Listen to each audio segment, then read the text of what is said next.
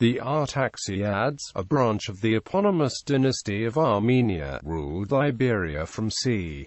90 BC to 30 AD. According to the medieval Georgian chronicles, they acquired the crown of Iberia after the Iberian nobles revolted against their king Pharnabazid of the Pharnabazid dynasty, and petitioned the king of Armenia to send his son, who was married to a Pharnabazid princess, as the new monarch. Both the king of Armenia and his son are referred to in the chronicles as Arshak, probably a confusion with Artaxias, which seems to be taken as a general term in reference to the Artaxiad kings of Armenia. Professor Cyril Tumanov identifies the king of Armenia of this account as Artaxiads and considers the newly installed Iberian king, Artaxias, to have been his son. The chronicle goes on to describe a great battle between a combined Iberian-Armenian army against Pharnabazid and his followers. In the end, Pharnabazid is defeated and killed, and thereafter the Armenian prince becomes the king of Iberia. Little is known about the early years of the Iberian Artaxiad rule. They seem to have been under the influence of their Armenian cousins, to whom Iberia had relinquished a significant portion of its territory.